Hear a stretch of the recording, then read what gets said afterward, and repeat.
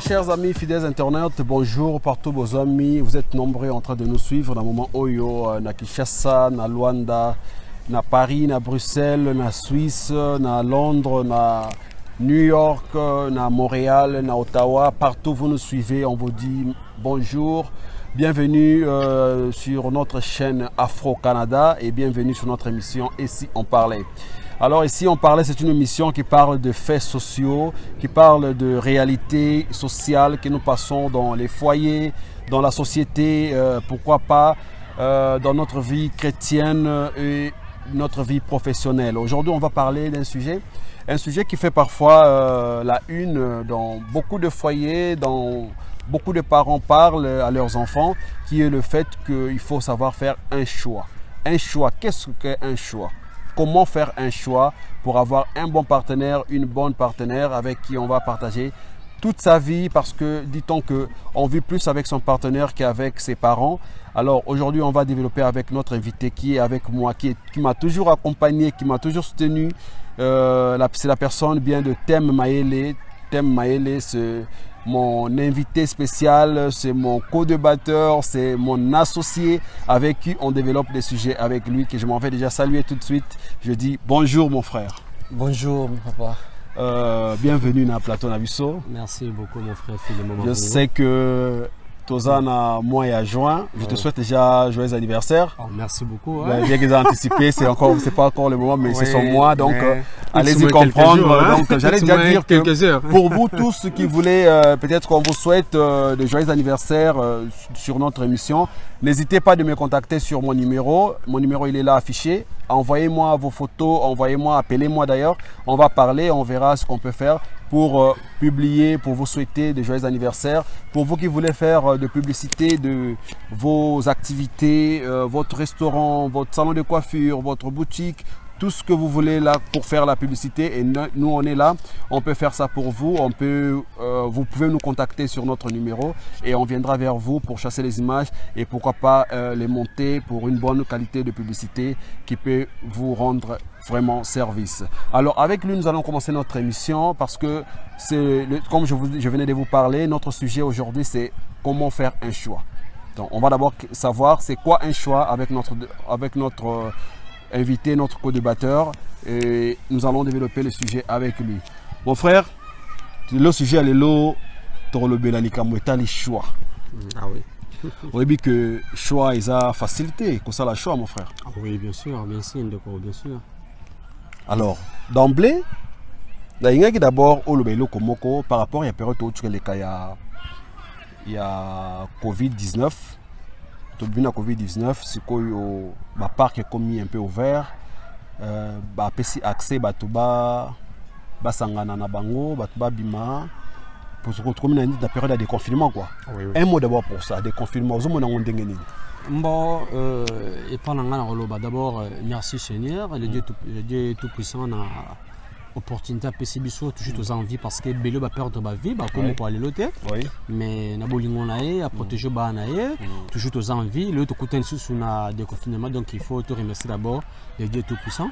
Et puis deuxièmement na roloba c'est pas comme babi que non na minute te communion nous liberté pesami que comme maneti to bossa na ba principe parce que on ne sait jamais parce que non, nous comme ceci alors il faut toujours se protéger, donc de temps en temps il faut cacher mon utilisation à distance est un très beau et ça est déjà moins bien. Il faut toujours éviter parce que les a n'engagent dernièrement tout cas en Chine après avoir des confinements et puis par après les bateaux se côtoyer et puis créer sous moi évolution augmentation ya baka, donc c'est ça qui moi passé.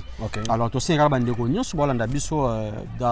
partout dans le monde, il faut toujours se prévenir, se protéger parce que on ne sait jamais. Ok, merci beaucoup. Donc ça c'était juste un petit conseil pour le déconfinement. Tôt exagéré malgré tout ça déconfiné, mais sachant que le menace est encore là, on est encore exposé à la maladie, on est encore exposé à la Covid-19 malgré le confinement, mais prenez toujours vos distances, essayez de vous laver les mains le plus possible, essayez de vous cacher le nez quand vous êtes dans un rassemblement, dans une boutique, partout où vous êtes dans un lieu public, essayez de faire ça pour vous protéger et vous verrez que ça pourra aller, mais je sais que ça va bien aller. Merci beaucoup. Bon, ndeko tozongi siko na sujet na biso o eza vraiment un motuya. Il cambo choix mon frère. Hein? Comment faire un choix? D'abord choix ezara nini? Merci mon cher Philemon Mavungu. Oui. Quand on dit choix, na lingala tukolobango ezali kopona. Oui. Donc kopona eloko oyo eza apprécié puis eloko oyo ezali ya goût ou ezali très important dans la vie à mutu. OK.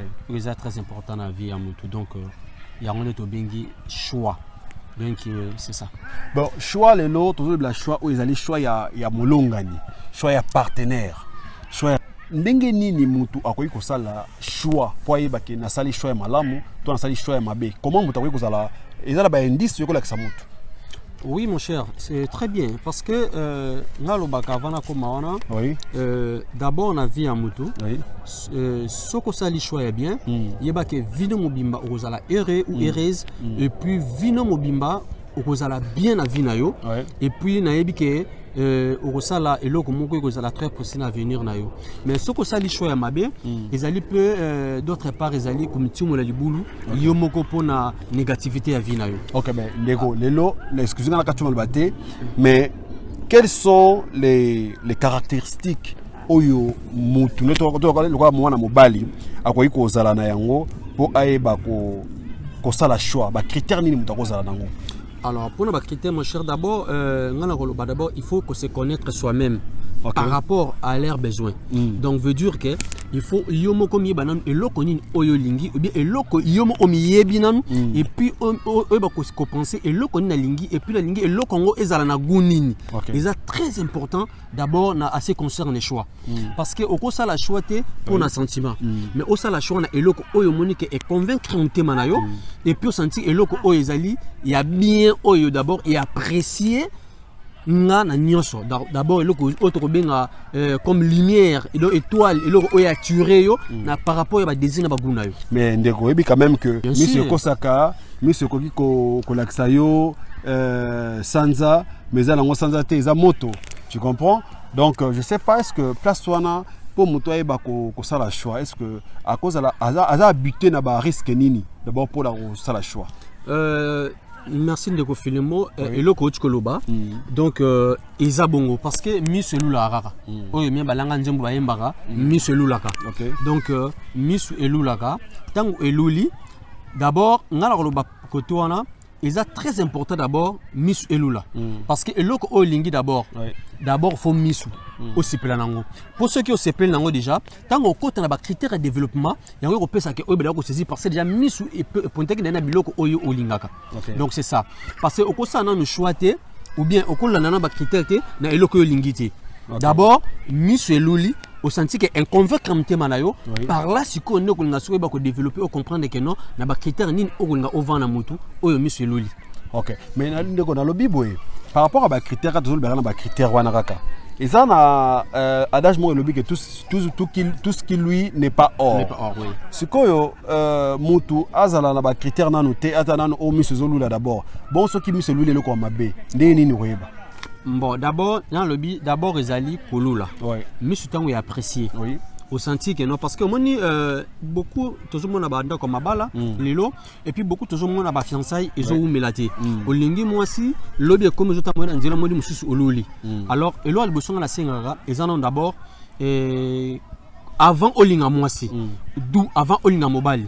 Ngala c'est pour le bagage quand on appelle ça bateau conseil. D'abord il faut d'abord dessiner. Yo moko mi dessiner linga Mwasi na ngaba critère ni zana no boy. Na linga Mwasi na ngaba ko déplacer wana yango to zo koya. Yango to zo koya déplacer wana. Alors oui parce que linga na zela yo okoma ko. Ngala linga yo kaso la ndé yango na développer yo kandé. OK, merci beaucoup ndeko Philemon Mavungo. Donc d'abord ezali misutan eluli et apprécier. Siko yo moko d'abord bagu c'est no baguna yo oyo sala parce que yana batu mususu alingaka ngala lingaka exemple moi sinanga azala munene ngala lingaka exemple moi sinanga azala muke donc dessiner moi si c'est no baguna yo oyo milingelaka tout comme moi si pende ko moi si dessiner mobile na ndenge baguna yo oyo milingelaka par rapport eza déjà na pourcentage déjà sur déjà au longi déjà na maguna yo ngala bien déjà 50% réussite. Soko quoi il peut tomber na ba guna yo nengo dessiner moi si na be mobile na yo et de 50% réussite ou 40% ou 50% réussite. Alors pour on met bénéfice que na 80% parce que mutazalaka 100% donc c'est ça. Alors pour on met bénéfice que na 70 ou 80% là maintenant on peut s'introduire ba caractère na ba comportement. Donc aspect physique d'abord et contre rapide na choix. Et contre makasi de koto ça la ba aventure na vite. OK. Aspect physique contre makasi parce que papa tout le monde en ozana moi sozo tambola na ye moi ça moni mutumonga leki atali na samte mafiotoli o miebiti biso comme par rapport sombali autant bona moi c'est mon film ko leki otali ayo na samte mo fingi so na yebaki alors eza ba erreur auto ça libellé parce que pour na sentiment mais d'abord ezali ko le laté ça là nos critères dessiner moi ce qu'on a fait ba ne connait ba sel ba choix ba cité ba ne ko ba sel ba choix non voilà to ko bango apporte pour conseil après mais na lui d'abord ezali likambo ya dessin et puis il y a goût ya yo moko na oyo ozanango. OK mais na lui boy dessin c'est un problème tu mais est-ce que choix yango faut seulement juste le premier jour oyo moni moi si to faut oser d'abord temps autant la cahier ou bien est-ce que tu crois vraiment en amour et à premier regard? Ndekolanga l'amour à premier regard ça compte beaucoup na vie à relation donc mutako c'était coup de foudre l'amour à premier jour et contact makasi ya ko sala aventure. D'abord tant hôtel loko apprécier yo et beti yo mutema au senti que loko oyo pena yanga na lukaka yango ne kotina yo o affronter ou bien o fréquenter mutuana et puis parlant de siko o ba siko ko siko o luka ba critère au senti que o ezali eloko na luli et puis za eloko papa ba critère de luka o manga na avenir. Ah bon? Oui. Donc, première fois, premier jour, tu n'as pas besoin de peut-être trop c'est moi temps, tu as la sous. Donc, problème. Non, mon cher, ce que nous avons posé à Gouna, nous avons moi si, bien ça posé à la choix. Na moni eloko o ya pressenga na miso. D'abord, ezani, tant on a abordé yo, na koye ba caractère, comportement ou caractère dans les mêmes jours. Alors, d'abord, ezali na no goût, ya oyo nga na lingi, na pressé na moni, ya d'abord pour les premiers jours na koya okuta. Et puis par là, le temps au moins temps auto pesa alors que ce te bitin fiançailles ou bien temps koyeba tes fiançailles c'est leur musoso. OK ce te le blague choix comment faire un choix d'abord ils attendent le bitin no beaucoup tani premier coup de foudre au monani ils ont porté déjà implice par là il y a journée moko et puis n'attend oyo ko vendre moi quelque temps oyo ko soit naé par là ndoko découvrir ba qualité ba critère naé parce que ça passe ko découvrir qualité à moto bien comportement na journée moko mon cher eza passe mais ce qu'on a le bien et le ko ko sala moi si ba enquête ko tout n'est pas ba voisin qu'est-ce que fi wana boy tonton wana boy est-ce que ça rappelle nécessaire na cadre ya choix bon na lo bango eza nécessaire et puis surtout dans le monde akala parce que lelo na lo bango mettre fois parce que chaque émission le baga na sunyara mingi assez concerne vitesse Android parce que mambo belé bongo ami na génération tozanango parce que totali na passé ezalaka plus ezalaka au monde au moni moisi OK d'abord avant au fréquenter ou bien avant beaucoup tana le belaye d'abord que sonde na avenir mais le comment monsieur que sonde na avenir tout d'abord oui que tout d'abord avenir et bien tout ni famille ba se comportera avant que tu yo o banana o aborder mais le lot est comment le contraire parce que comme appelle le lot moi peu OK tout na OK tu peux avenir parfois mon amour moi azana a se plaire na été be se famille on a été parfois ne connaît mon ko pas se plaire au moins pas bébé sur ma camp parfois fi azani on a été alors c'est très important mais quelque part aussi nous appelle ça sur opportunité appelle ça sur grâce moko puis moko découvrir à lieu au lieu autour de comment nango donc yo moko pour se découvrir de temps en temps OK au fréquenter dans 2 ou 3 jours déjà mobile ya sobe moi ça solo 2 ou 3 jours quand so pesi litoy au pesi moi tant que yo kaye on comprend déjà moi blanc mikem qui est au sentir que non oyo na moni ko mon frère tu continues côté mission na yo là une question moko est-ce que ko okuta na moi si o sepeli na ye mais au début les bâtiments sur la baïf ça mbali que non ben tout na nzambe est-ce que par nzambe zalaka nini na kapwa choix? Mon cher par exemple c'est très important. OK. Donc d'abord choix ceux qui passent toqué mbango pour na ndenge émission déjà épelé déjà moto. Oui. Donc d'abord tant dans le bas assez concerne des dessins na yo et puis les lots to mona to comment mona ma tu choix ou bien bah amour au début et où me la rasuti et comme beaucoup tali tam ke bopanzani parce que to linga ko associer nzambe na makambo na bisote alors nga lo baga eloko nyonso na vie d'abord faut kutana o associer nzambe na yo so déjà o associer nzambe nzambe obi ke non nzambe nazana posa donc nga na pesa ka dessin nzambe nazana posa na zo mwasi ya guna ngai boye tant se confier na ye nzambe azali maître ayeba toujours kucha ba yo zo pesa loka dessin ka on a besoin te ba qualité te ke non nzambe mwasi ngai ba loba na nzambe asala boye non soki to lobi d'abord ezayo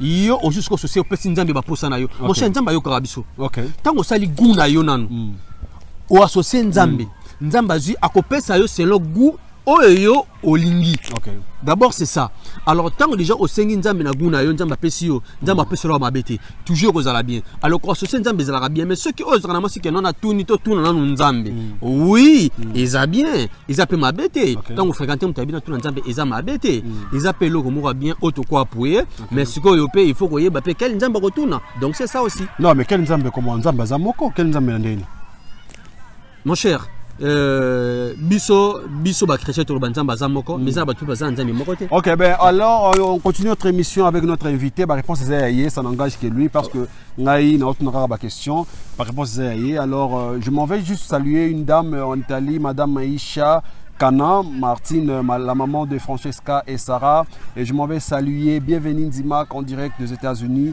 et je m'en vais saluer avec moi ici Dr Chris Roy Isidro en direct de quelque part, mobile il y a Maman Grâce, je m'en vais saluer Jean Cyril, il y a Rosette et Kanga, Maman na Roselyne. Et question monsieur Zaki na otunayo. Na otunayo, quelle est la place ya ba parents na kati ya relation, ya choix ya mutu. Donc pour mutasa la choix na ye, place ya ba parents ezanini. Mon cher, moi je peux dire mes parents baza du la Bible baza banzambasi. Oui. Mes parents baza bateau déjà basala mingi baza na vision musika to benga vision d'aigle. Merci. Alors parce que au moni parce que il y a mes parents bayebi parce qu'il y a de culture et de culture d'abord. Oui. Premièrement d'abord pour na souligner mukie. Et ils ont la famille monsieur Sugala Olobaga, balobela bango exemple na roloba. Que ba na biso ou bien famille oyo par rapport ba descendant na bango, que non na libota na biso bien famille na biso, moi na moko te famille ko ba la culture chige. Alors ils jouent très important aussi na makambo belé. Alors makambo baloba wana makambo ba kolo batika. Bien si ba kolo batika bon to koloba biso to ba faut no coutume faut télé mais côté même chose sera très important, bino boyebité donc sera très important.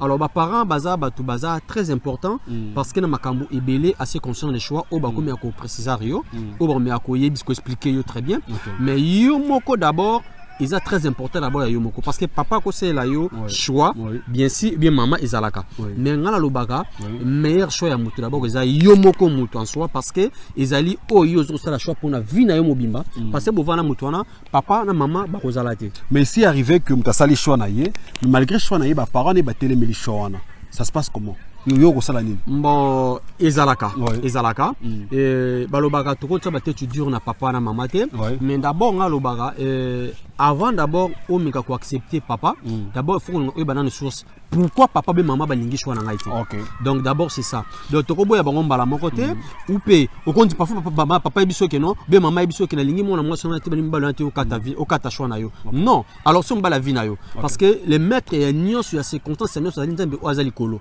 donc c'est ça bango baza nzambe assez tokoyoka bango mais faut d'abord vérifier oyo bananu cause nini principal au papa na maman bazo lingate na zana fi oyo bien na zana mbali oyo. OK bon, on continue notre émission là, je pense déjà à saluer Naomi Fatima depuis Soyo et Claudia Makeup depuis Soyo. Vos salutations au nom de Afro Canada TV. Bon, nous continuons l'émission Nabiso, mais il y a un problème oyo et ça les maramingi naba choix. Au moins on a sali choix na ye, mais à quel part par boyango. Mais moi on a pas à s'imposer na ba parents na ye pour na choix wana et créer peu division peu na famille pour ka choix. Est-ce que tu t'attends que un jour que moi na yo asa la choix moko boye oyo ko sala tam que yo oboyi yango et que mutu moko boye oyo mwana aponi a créer séparation entre yo na mwana na yo bon neti biloko wana ya on a tukoloba na tukoloba d'abord ezali il faut na biso tozo kolo na ba génération na biso biloko wana et en tout cas ma mémoire a changé le fur et à mesure ma ramone zo changer mais si est arrivé donc tozo ka temps ya koyoka ba parents et puis il faut kolinga d'abord otuna papa be maman na yo a expliquer yo clair parce que na kalizalaka pour le bela moi en vérité papa maman ou le bela vérité pour le coli mais moi dans le comment bana ba ko camarade na biso moi si mon bala camarade na yo donc ou bien parents na biso maman papa ko massa na biso linga o solo ba parents na yo ba yebisa yo au juste eza nini réellement ba expliquer yo et le ko ba so boy là so ba expliquer yo au senti que eza clair au moni que yo moko ndongo sali balance na yo ou bien yo moko poser banquette na yo là c'est normal vous voyez parce que ko santé mais ce que moni que eza pour ba sentiment moko que non exemple que non maman bi que non ngalinga moi si faut linga ka moi sans la boy et non vana moi si na maman ozala na te tout comme papa le bi que non non robana mbali otenga fo mbali olinga mbala za na mbongo mbala mbongo bien sûr mais oyebi futur na yete donc eza eloko mo passer na ye na futur na ye oyebi yango te eza eloko moko yo moko d'abord au sala na nguna yo na nu yana lo bagaza très important tant ba para ba telemeli linga oyeba bit ou bien objectif et l'autre nin oyo bango bazo ko boyila. Mais je vais continuer quand tout na question mon. Est-ce que différence sociale, il y a classe sociale, na différence peut-être niveau intellectuel, est-ce que ça a un impact na choix? Oui. Ah bon. Mon cher, ça a un impact makas. D'abord dans le bayango ils ont un impact mais ce qui te comment boya yango parce que bon nzambe comment et puis via mutuliboso mtaye bango zara nzambe zabiso batuté mais par rapport sur total la majorité tout le monde a que belé ba famille belé que nos famille qui ngane ba na famille qui ngane moi na ngazo tambongo ngamo la pauvreté le ko sala ma trop bien sûr et jenaka ezara passe moi na ngazo licencié faut linga peka licencié to yo ka pela mise ba yemba vous voyez mais autre bosana quelque part nzamba yebininga asala ba mama kamne de manière d'une autre. Vous voyez, il y a ces débats tu peux pas que non autant na Nzambe après sur atindeli mutu moko be moi mbali mobe pourquoi alongolo place wana or lobby nango pe eko créer pour fonga shit moko be mutu tombolaki lobby yepem tozala au secours na yo comme sport na yo. Donc là on va signaler à tous nos téléspectateurs, vous tous qui nous suivez à la maison, on va signaler que on parle de choix, comment faire un choix, quels sont les critères pour faire un choix.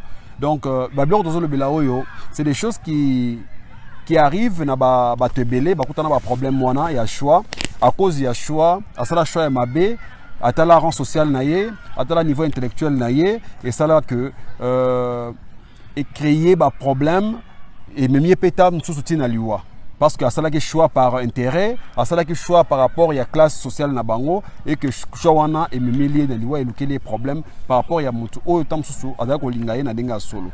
Ici on parle pas des hommes, on parle pas des femmes, on parle de tout le monde en général. Tout le blabato surtout en général parce que choix ezaraka ya mobali te comme ça la choix ya moi c'est pas ça la choix ya mobali parce que tout le monde ango il y a beaucoup de femmes bah il y a beaucoup des hommes au bako na sima ya moi moko mais au finish il y a la femme qui choisit un seul parmi bato surtout bazaki na sima na ye. Donc choix tout bango on a quatre moko boy partager na ya mibali na ya basi. To continuer émission na biso. Na la question moko boy déranger ngai pour la makambo etali choix. Est-ce que les lots par rapport à choix au bateau sur basalaka, les gens ils font des choix mais au fait pour muto ça la choix, il faut tenir na ba critères religieux ce qui est pas religieux ou bien ata zani religieux à cause de n'importe quel muto yemoko komisaye na bonzambe.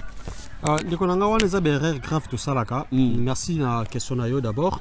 De toute façon le baga ko ça la choix tant oza déjà na kati ya lingomba eza problème té oko changer mutazali banda mon cher choix équiparaté. Ah bon ngala lo bakango choix équiparaté parce que asambelaka ou bien asambelaka te ou bien azana nzela shija kina église boye ngai boye soki ezali nzela ya mabe toza ba Christ to boye yango mais soki ezali que no azamu pakano to mona pe belé on meli masanga on meli diamba on meli drogue tout ça alingi moi si moko pe a changer vie na lobby ba komi bateau komi ba exemplaire na miso ya bateau to mona pe que no mobali pa lingi moi si na kati ya boîte chel auto bengi ndumba vous voyez bolimbisa pour la trame bandiko na ngai mais moni pe que non lobby moi si on a pe de temps en temps frère mbalo wana a changer yé pe comme moi si or comme côté sous bateau ango bete mo pe passer na nga na leka passer na ngai boy donc pour na nga choix ezaka te pour ça la choix il faut ozalaka ka na rang social na ndenge ozali faut ngara mtandenge na yo non nzamba yebi ndenge asala ka di mané di notre parfois mutu oyo ko mona yase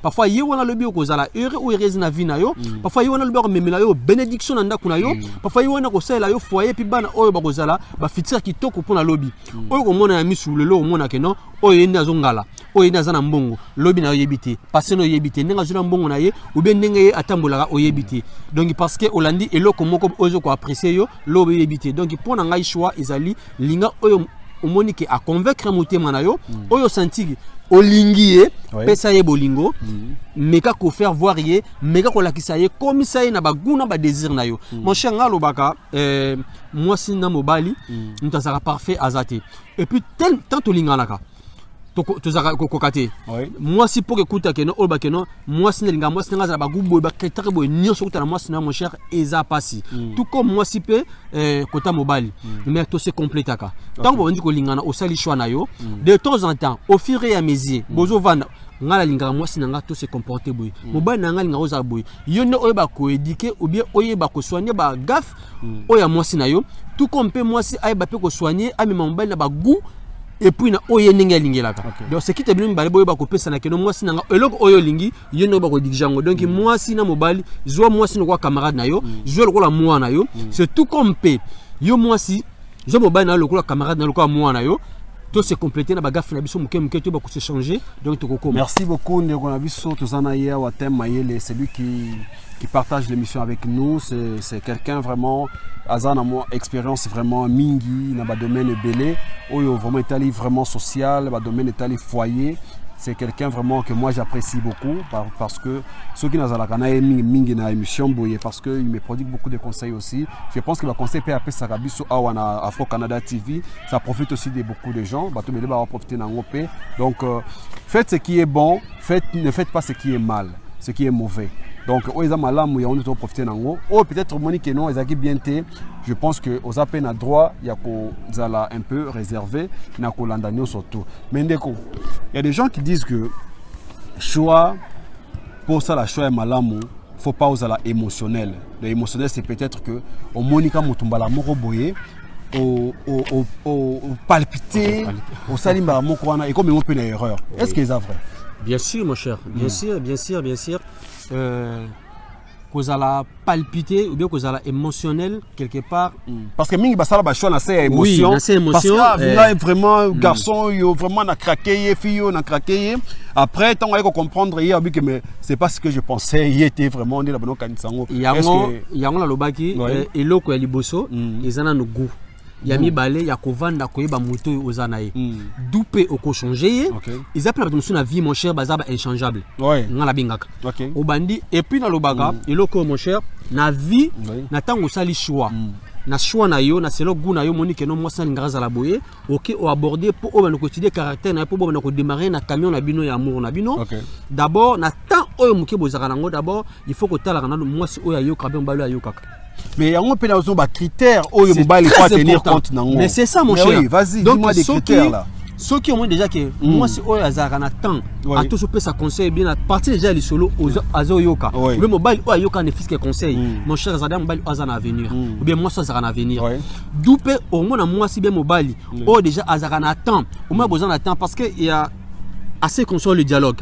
On ressentit déjà ta besoin sur la moi c'est même bali et le baraté que nos sagesse ils attaquent faut autant la classe non et là comme ça batangate mais abotama la sagesse moko impossible vous voyez à partir ya masolo il y a dialogue na bino au senti que ozo portenga implice na ba conseil na masolo au senti que non oyo rien que to solana au comme na sujet moko za nango mais Tibo sur sa leçon la bino il faut qu'on ait un sujet moko au monde qu'ils allaient implice pour l'avenir alors bloc on est sur les habilos aux déjà moi dès que non aux allaient avenir moko futur meilleur pour nanga il y a vie nanga be pour na foi nanga à la longue alors que ça la choix ils a kolanda pour na sentimate mais ils allaient d'abord kolula oyo komoni et c'est plus mutema na yo et puis koyeba ko étudier comportement na caractère ya mutu oyo ni ko fréquenter donc ils allaient très important nous sont tout ça lango to ko englober yango to ko benga ezali choix ya bien mais neko oui je comprends ça choix ya bien mais comment mutu ko za convaincu juste na première contact na premier rendez-vous on va salir na mutu à comprendre que non mutu oyo c'est quelqu'un avec qui na ko sala nzela na ye to na ko landa ye conviction ne ko ya na nini. Conviction d'abord, premièrement mon cher, tant que M. Moni, on a souligné Ernioso. On a déjà mis d'abord, première conversation. Première conversation, tant que vous abordez, première conversation, on comprend déjà que Oazan est loco Katinaï. OK. La première conversation na yo, tant beaucoup na moi, si beaucoup na mbali, tant besoin déjà ko partager. Na première jour na bino, on comprend déjà que ils en a eloko moi déjà beta pas au sentir que non oyo azana eloko katina ye. Na dialogue au sala katinae pour comprendre et puis na ndenge bonoko solola parce que il y a des beaucoup de choses que notre côté assez concerne religion que non senti ka sambelara et puis musu bazali que non mafuta ntaba ou bien mafuta ngulu quoi au moment que non tant bo vandi on bandeli nzambe na ngala lingambala za nzambe azolo banzambe parce que za première fois bo kota na lobby comme ba boîte ngalo ba d'abord ezali tant bozo ko solola étudier ba parole na ye étudier mot par mot tant bozo ko s'exprimer bozo ko partager premier jour na bino tant bozo naku vanda banda ko étudier tukuta na garçon oyo malobanya lobela kinga banda ko étudier maloba na ye oyo nyoso bosola ki au début jusqu'à la fin tout comme aussi mobali ta bukuta na fille wana ba question opposé ta bono so na o bo partager kina ye et loko ni au bénéfice senti que non il y a bien oyo attirer dans maloba na ye donc c'est très important aussi na vie à première jour okuta na moi c'est bien mobali. Bon ndeko je pense que to sololi makambe belé na ko etali choix mais moi je voudrais que au kabola siko na minute oyo moi si côté oyo mobali côté oyo o pesa de ce qui si s'agissait que on pesa conseil na mwana na yo ya mwasi na mwana ya mobali pour na likambo etali choix o yebisa mwana na mwasi nini pour na choix o yebisa mwana mobali nini par rapport ya mutu oyo ye fo akutana na ye qu'est-ce que mwana ya mwasi akoti ko kozanango comme arme oyo akoki kotala epai ya mobali on peut moi ya mobali pa kozanango comme arme de même ou akoki kotala epai ya mwasi mwana na yo ya mwasi il faut alinga mobali na ba choix asala choix ya mobali nini yango oyo il faut atala epai ya mobali po yeba ke mobali oyo abongi na ngai to mobali oyo azaya lokuta abongi na ngai te wana sikoyo parce que conseil bosino ngaki lo nyoko pesa moi non conseil non loba na yo répondre bon donc nakolo ba mon cher ezali d'abord nazo zongla nzo bandela oyo ngana ko bela mwana nga d'abord mobile balandaki pour na mbongo te mobile balandaki pour na sentiment te d'abord ezali kota la mobile oyo azana avenir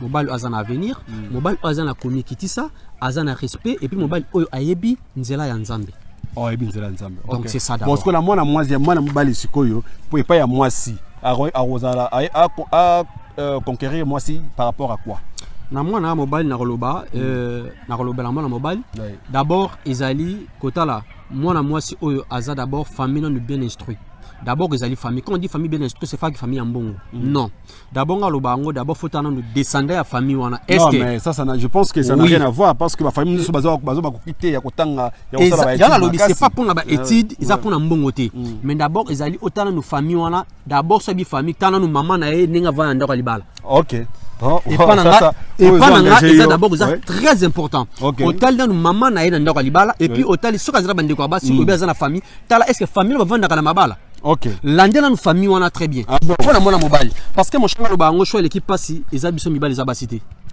basi eza passe bien sûr mais mon cher la majorité a passe makasi c'est nous les mecs parce que mobile pour ça la choix ya ngalo baka ezali étape ou ezali plus dur na vie à moi na mobile parce que mobile ndazali en tête ya famille moi si bako jouer ba jouer ba kenayi mais yo mobile yone mtu ko ba ko kotoya ko ba ko diriger famille pour passer famille na lobby eza la future BP ba na yo d'abord na teme la makasi moi na mobile ke ya mwasi na ko beta ndepo mais ya mobile pe na kele me ba ngo vérité d'abord faut autant nous famille zo ko chamuto ba se comportera ndenge nini mama ya mwasi wana na papa ya mwana mwasi wana na libala mama na se comporter ndenge nini c'est très important quelque chose aussi important il faut garder famille na ba yebi nzambe bipo bako ba pete yo mobile robe na pe d'abord moi na pour koti moi na moi c'est bon nzambe mais d'abord famille wana comportement d'abord c'est très important parce que monsieur za ba race moko mon cher donc ba race empire ba botama ba ko na ngoi du changer dans génération. Vous êtes nombreux en train de nous suivre là, je pense à madame Mariko, la femme de monsieur Clary, je pense à monsieur Rigobert mobile ya maman Mireille,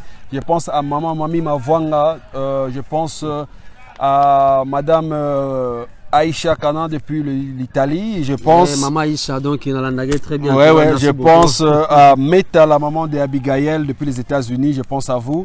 Mais vous êtes nombreux en train de nous suivre. Tokomi Pemeni a aussi sa émission Nabiso. On est en train de chuter là. Là, je vais parler pour conclure émission Nabiso. Narosenga na invité Nabiso, Amega Kopesa Nabiso, résumé Moko Boye. Bref, peut-être résumé Moko Boye. Bref. Bato batali biso, bato batala biso na Canada, na Paris, na Suisse, na Belgique, partout, bata na biso, ba retenir nini ya motuya pona oyo etali likambo ya choix ezala pona mibali ezala pona basi.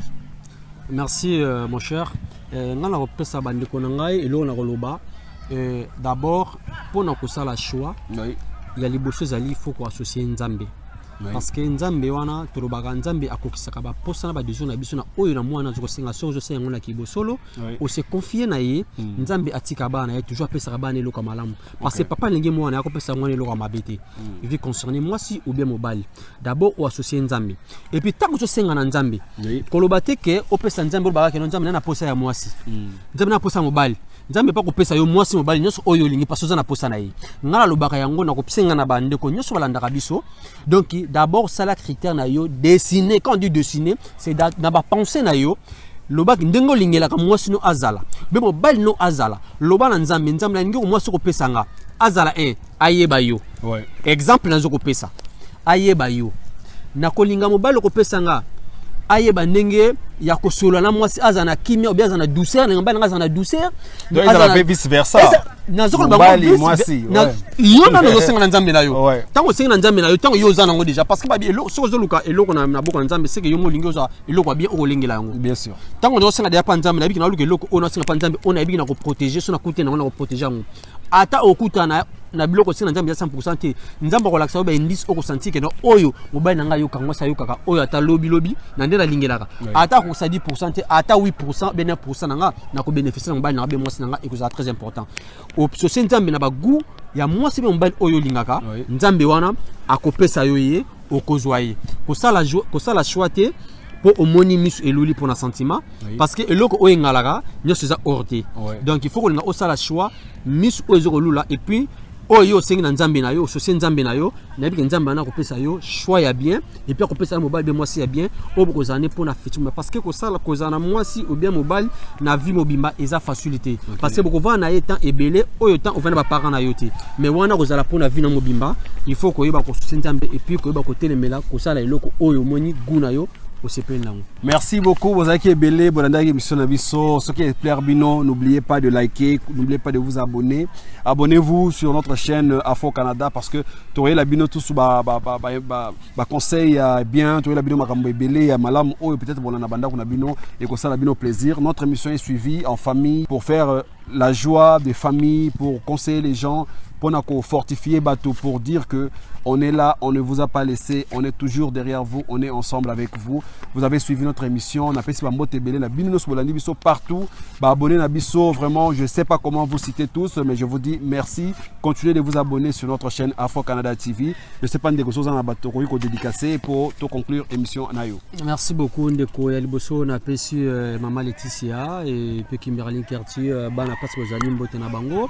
Na pesi papa Jado na États-Unis mbotenaye et puis na pesi bienvenue Njimak de jour beza ba o batik rabsote mbote pasozali na pesi Edi Mukosimani mbote Dadi Lova ainsi que Kennedy Ngemba na pesi na bandeko nyonso balanda biso bisika par-ci par-là Pater Mayele place aux ali mbote si Blondi Mayele et puis ba abonné na biso nyonso o bazo ko s'abonner du jour au jour na Afro Canada. En tout cas merci Nabino Aisha place aux ali mbote et puis na pesi papa na maman ya 4W ba comment ça là bien maman Mariko et monsieur Clary, je vous salue tous 4W, je vous salue tous d'amis que vous avez belé vous savez l'émission Nabiso, n'oubliez pas de vous abonner, partagez l'émission comme vous voulez, faites ça de ce que vous voulez, donc aimez, likez les émissions et on se retrouve à la prochaine. Merci. Ok, ciao. Ciao.